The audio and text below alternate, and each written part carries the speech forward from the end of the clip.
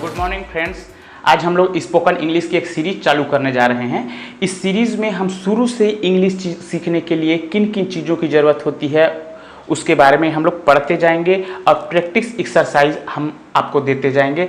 आप उस practice exercise को फॉलो करते जाइएगा और धीरे धीरे देखेंगे कि आपका इंग्लिश इम्प्रूव होने लगेगा। तो आज हम लोग स्पोकन इंग्लिश के लिए जो बेसिक चीज़ है सिंपल सेंटेंस वो बनाना सीखेंगे। तो सिंपल सेंटेंस कैसे बनता है वो बनाएंगे। सिंपल सेंटेंस तीन समय में बनता है। एक प्रेजेंट सिंपल सेंटेंस बनता है, दूसरा पास्ट सिंपल सेंटेंस बनता है और तीसरा फ्यूचर सिंपल सेंटेंस बनता है। तो आज डे फर्स्ट में हम लोग प्रेजेंट सिंपल सेंटेंस के बारे में चर्चा करेंगे। तो प्रेजेंट सिंपल सेंटेंस आइए देखते हैं। प्रेजेंट सिंपल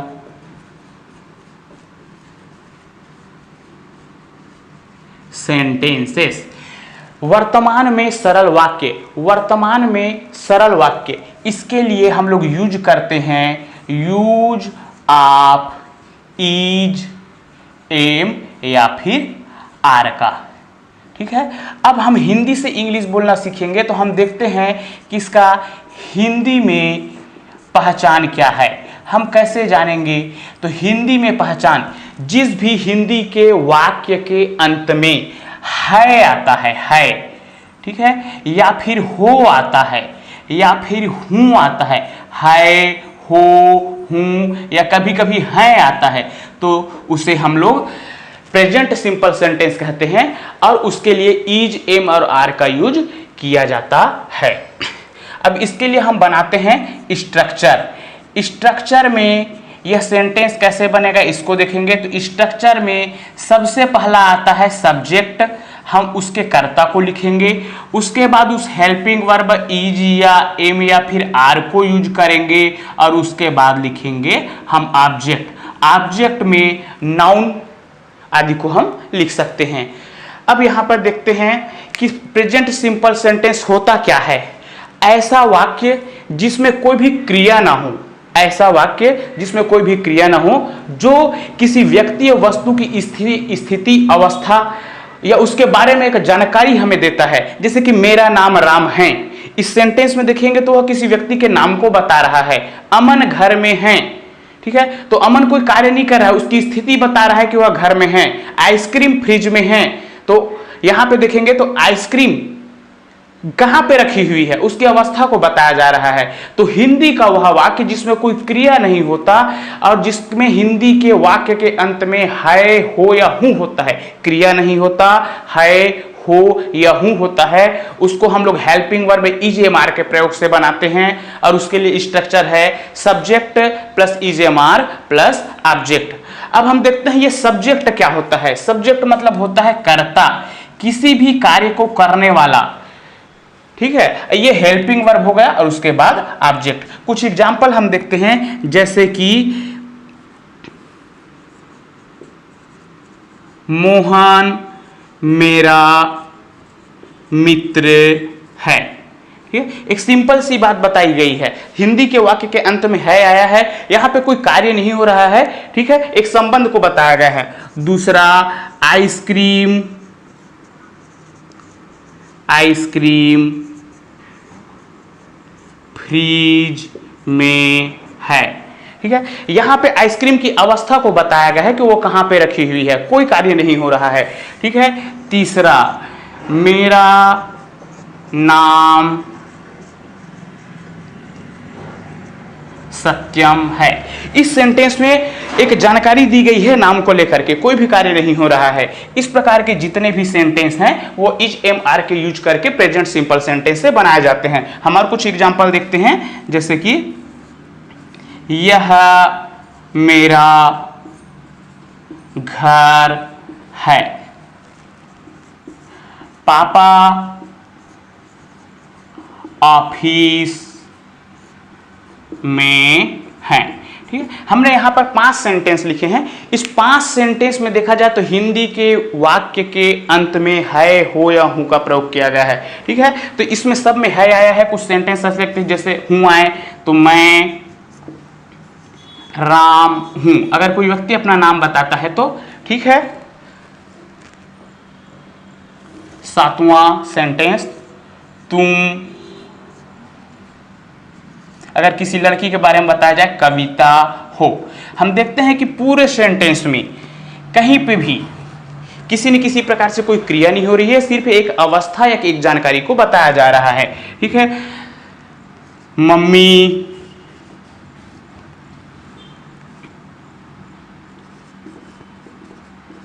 मम्मी किचन में है। अब इन वाक्यों को हम बनाते हैं। सबसे पहले देखते हैं कि मोहन मेरा मित्र है। तो कर्ता कौन है, किस व्यक्ति के बारे में बात की जा रही है, वही हमारा सब्जेक्ट है। हम बात कर रहे हैं मोहन के बारे में, तो मोहन सब्जेक्ट है। तो हम यहां पर सबसे पहले लिखेंगे मोहन। अब मोहन के बाद हम देखेंगे कि इज लगेगा या एम लगेगा या आर लगेगा। तो हमको सोचना पड़ेगा कि इज लगेगा या एम लगेगा, आर लगेगा। तो हमको पता है कि मोहन के साथ इज लगेगा, लेकिन बात यह नहीं है कि मोहन के साथ इज लगेगा, वो हमारी जानकारी, लेकिन क्यों लगेगा। आइए हम इसके लॉजिक को समझते हैं कि इज क्यों लगेगा। ठीक है, अंग्रेजी में कोई भी हेल्पिंग वर्ब पर्सन के अनुसार से लगता है, और अंग्रेजी में पर्सन 3 प्रकार के होते हैं। There are 3 types of person in English, first person, second person and third person. तो हम उसको जानने की कोशिश करते हैं। ठीक है, टाइप्स ऑफ पर्सन, 3 प्रकार के पर्सन होते हैं, first person, second person, third person. ठीक है, फर्स्ट पर्सन, सेकंड पर्सन और थर्ड पर्सन। अब हम जानते हैं कि पर्सन कैसे होता है, कौन होता है।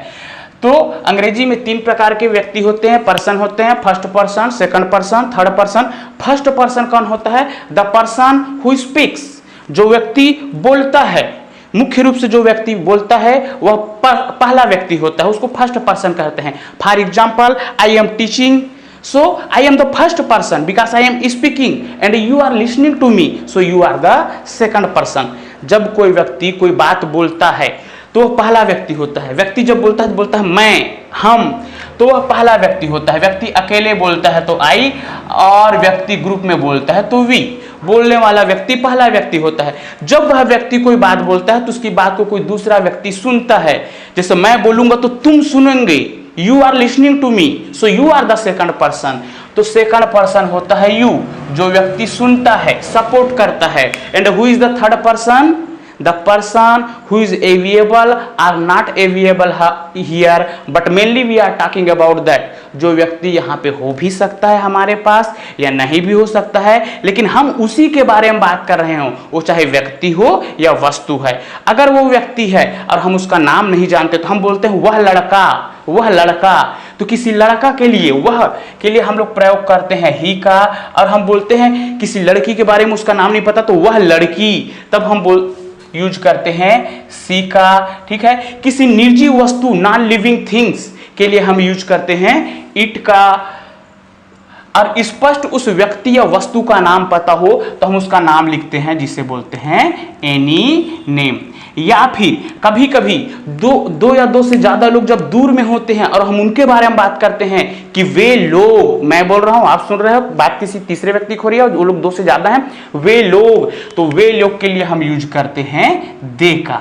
ठीक है, तो इसके अनुसार से ये लगते जाता है। तो हमने अभी सीखा कि अंग्रेजी में व्यक्ति 3 प्रकार के होते हैं, first person, second person, third person. पहला व्यक्ति कौन होता है, जो बोलता है, आई और वी। दूसरा व्यक्ति कौन होता है, जो सुनता है, यू। तीसरा व्यक्ति कौन होता है, जिसके बारे में बात की जाती है। अब हम ये जानेंगे कि किन किन के साथ, किन किन व्यक्तियों के साथ, किन किन पर्सन के साथ इज लगता है, एम लगता है और आर लगता है। तो हम यहाँ पे देखते हैं, यहाँ पे आते हैं नीचे में। ठीक है, और मैं यहाँ पे एक चार्ट बना रहा हूं कि एम किसके साथ लगेगा, आर किसके साथ लगेगा और इज किसके साथ लगेगा। तो हम जानते हैं इज लगता है थर्ड पर्सन सिंगुलर नंबर के साथ, ये हमको याद रखना है।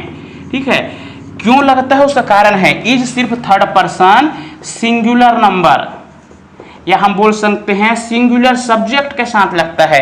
Is third person singular subject, तो थर्ड पर्सन सिंगुलर सब्जेक्ट कौन सा है, तो इसमें सिंगुलर किसे कहते हैं? जो अकेला हो, सिंगल हो, सिंगुलर। प्लूरल दो या दो से ज्यादा हो गए तो प्लूरल। तो हम शुरू से देखते हैं। आई कौन है? अकेला है, सिंगुलर। वी कौन है? वी कब बोलते हैं? जब दो या दो से ज्यादा लोग होते हैं तो प्लूरल है। तो हम अपनी जानकारी के लिए प्लूरल वाले को गोला लगा देते हैं, ठीक है। और उसी प्रकार से यू अकेला भी हो सकता है, ही, सी, इट, एनी नेम अकेला, और दे दो या दो से ज्यादा लोग। तो तीसरा व्यक्ति जो अकेला होगा थर्ड पर्सन सिंगुलर सब्जेक्ट के साथ ही इज लगेगा, जैसे ही, सी, इट, ठीक है। या फिर स्पष्ट उस व्यक्ति का कुछ नाम है तो एनी नेम, ठीक है। जैसे ही के साथ इज लगेगा, सी के साथ इज लगेगा, इट के साथ इज लगेगा। मोहन अकेला है, ठीक है, तो मोहन, सोहन अकेला होना चाहिए। मेरे मम्मी, मेरे पापा, मेरा भाई अकेला होना चाहिए तो इज लगेगा, ठीक है। अब हम देखते हैं एम किसके साथ लगेगा? First person, first person singular number. पहला व्यक्ति अकेला होना चाहिए, तो पहला व्यक्ति आई अकेला है और वी ग्रुप में है। प्लूरल नंबर है तो आई के साथ एम लगेगा। और आर किसके साथ लगेगा ये देखते हैं। तो आर लगेगा फर्स्ट पर्सन प्लूरल नंबर, कौन सा? वी के साथ, बचे हुए सबके साथ।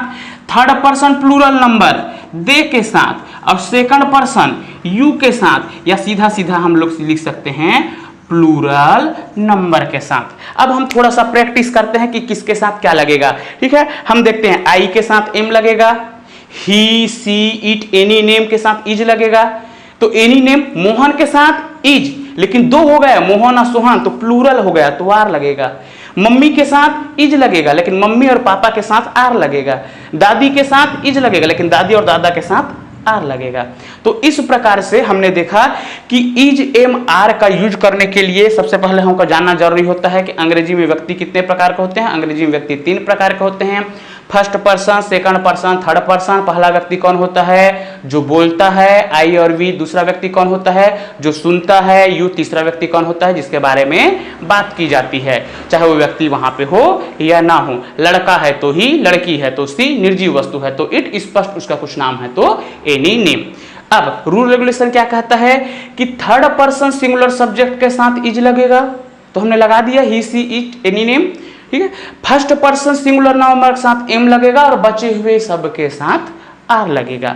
अब हम यहां आते हैं। मोहन, मोहन कौन सा पर्सन है? मैंने बोला मोहन, आपने सुना, सो मैंने बोला I am the first person and you are listening to me, so you are the second person, but now we are talking about Mohan, so Mohan is the third person. अकेला है मोहन, तो Mohan third person singular subject है, तो इसके साथ क्या लगेगा? लड़का है, ठीक है।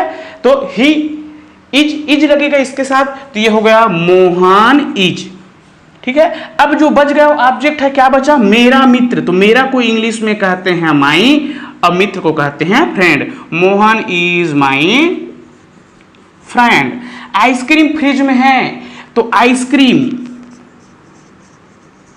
किसके बारे में बताई जा रही है? आइसक्रीम के बारे में। तो आइसक्रीम, अब आइसक्रीम क्या है? मैं बोल रहा हूं आइसक्रीम, पहला व्यक्ति हो गया, आप सुन रहे हो दूसरा व्यक्ति हो गया। किसी तीसरी वस्तु के बारे में बात हो रही है, तो तीसरा वस्तु अकेला हो, तीसरा वस्तु अकेला हो तो क्या लगता है? इज। तो आइसक्रीम इज, और कहां है? फ्रिज में है, तो में है के लिए preposition in. Ice cream is in, और ये हो गया फ्रिज। मेरा नाम सत्यम है, ठीक है। यहां पे जानकारी नाम के बारे में, मेरा नाम को लिखेंगे माई नेम, ठीक है। अब मेरा नाम ध्यान से समझते हैं। मेरा नाम, मैं बोल रहा हूं, पहला व्यक्ति आपको बता रहा हूं मेरा नाम सत्यम है, तो आप दूसरे व्यक्ति, बात मेरे नाम की हो रही है, तो मेरा नाम तीसरा हो गया, तो माई नेम इज, ठीक है, ये हो गया सत्यम। माई नेम इज सत्यम। यह मेरा घर है, यह, ठीक है। तो यहां पे किसके बारे में बताया जा रहा है? घर। दिस।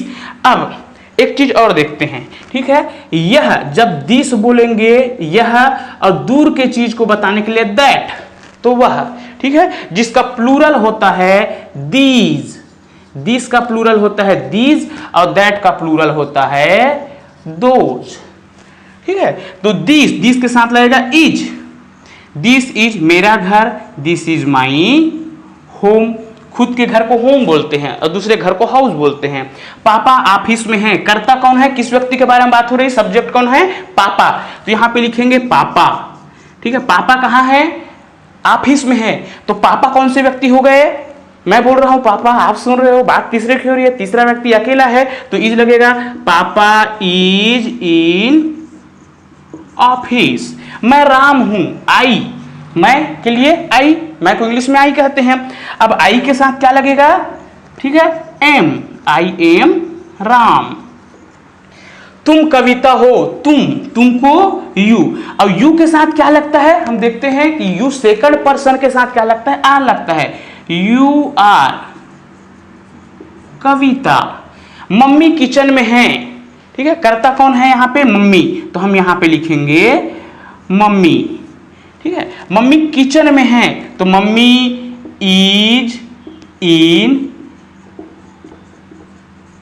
किचन। अभी हमने देखा कि इज एम आर का यूज करके अफर्मेटिव सेंटेंस कैसे बनाया जाता है।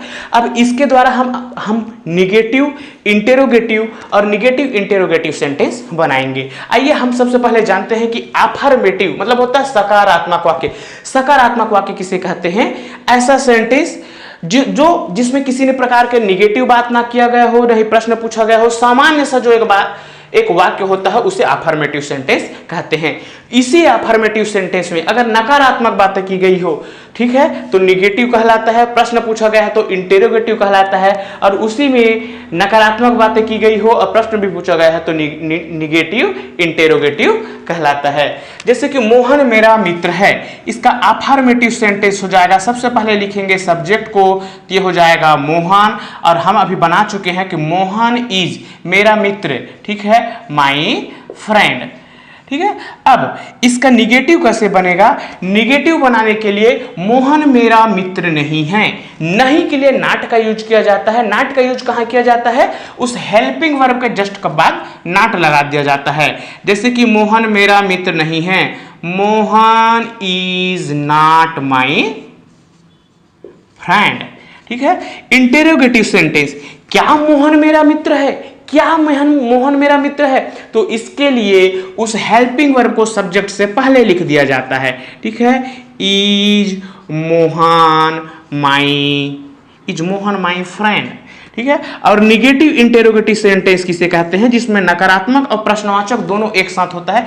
क्या मोहन मेरा मित्र नहीं है, तो इसके लिए इंटेरोगेटिव बनाएंगे तो इज सामने आ जाएगा, फिर सब्जेक्ट को लिखेंगे इज मोहन, और निगेटिव के लिए यहां पे सब्जेक्ट के बाद नॉट का प्रयोग करेंगे, is Mohan not my friend. तो इस प्रकार से किसी भी अफर्मेटिव सेंटेंस का निगेटिव इंट्रोगेटिव और निगेटिव इंट्रोगेटिव को बनाया जाता है। चलो हम एक बार फिर से दूसरे सेंटेंस को देखते हैं। आइसक्रीम फ्रिज में है, तो ये हो जाएगा आइसक्रीम इज इन फ्रिज। यह affirmative sentence. Negative sentence, ice cream fridge में नहीं है तो आइसक्रीम नहीं है के लिए हेल्पिंग वर्ब जो यूज है उसके बाद नॉट लगा देंगे, तो ice cream is not in fridge. ठीक है, इंटेरोगेटिव सेंटेंस, ऐसा सेंटेंस जिसमें प्रश्न पूछा गया हो, क्या आइसक्रीम फ्रिज में है। याद रखना कि हिंदी के वाक्य के शुरू में ही क्या आना चाहिए, बीच में नहीं आएगा। ठीक है, बीच में आएगा तो WH फैमिली हो जाएगा, सिर्फ शुरू में आना चाहिए। तो क्या आइसक्रीम फ्रिज में है, तो उसके लिए फिर से हम हेल्पिंग वर्ब को सामने ले आते हैं, इज आइसक्रीम इन फ्रिज। और निगेटिव इंटीग्रेटिव सेंटेंस, क्या फ्रिज में आइसक्रीम नहीं है। ठीक है, तो ये हो जाएगा इज आइसक्रीम, और उसके बाद लगा देंगे नॉट इन फ्रिज। गाइस, अभी आपने इज, एम और आर का प्रॉपर यूज सीखा और समझा, लेकिन समझने से ही इंग्लिश नहीं बोला जा सकता। इंग्लिश बोलने के लिए सबसे ज़्यादा ज़रूरी चीज़ है वह प्रैक्टिस की। तो हमें रोज़ प्रैक्टिस करना पड़ेगा, और मिनिमम किसी भी चैप्टर को अगर हम पढ़ते हैं तो उसके 100 प्रैक्टिस एक्सरसाइज बनाने होंगे। अभी आपके स्क्रीन पर 50 सेंटेंस का एक प्रैक्टिस एक्सरसाइज दिया जा रहा है। आप इसको ध्यान से पढ़िए। आप इस वीडियो को पॉज कर लीजिए और उसके बाद आप इसका स्क्रीनशॉट ले सकते हैं। स्क्रीनशॉट लेने के बाद आप हिंदी के सेंटेंस को इंग्लिश में ट्रांसलेट करने की कोशिश कीजिए और अपने कॉपी में नोट कीजिए। कल हमारा एक नया वीडियो आएगा जिसमें हम इसका सॉल्यूशन बताएंगे। डे सेकंड में हम डे फर्स्ट का सॉल्यूशन बताएंगे और उसमें बारीकी से चीज़ों को एक्सप्लेन किया जाएगा कि किस प्रकार से हिंदी के वाक्य को इज एम आर का यूज करके इंग्लिश में ट्रांसलेट किया जाता है। और इसी प्रकार से लगातार वीडियो आते रहेगा। दोस्तों, अगर यह वीडियो आपको अच्छा लगा तो लाइक कीजिए, अपने दोस्तों को साथ शेयर कीजिए ताकि वो भी घर बैठे इंग्लिश सीख सकें। और इस चैनल को सब्सक्राइब कर लीजिए और बेल के आइकन को भी प्रेस कर दीजिए। हम रोज वीडियो अपलोड करते जाएंगे ताकि रोज अपलोड होने वाली वीडियो की नोटिफिकेशन आपको मिल सके। आपका दिन शुभ हो। Have a nice day. Thank you guys. Thank you.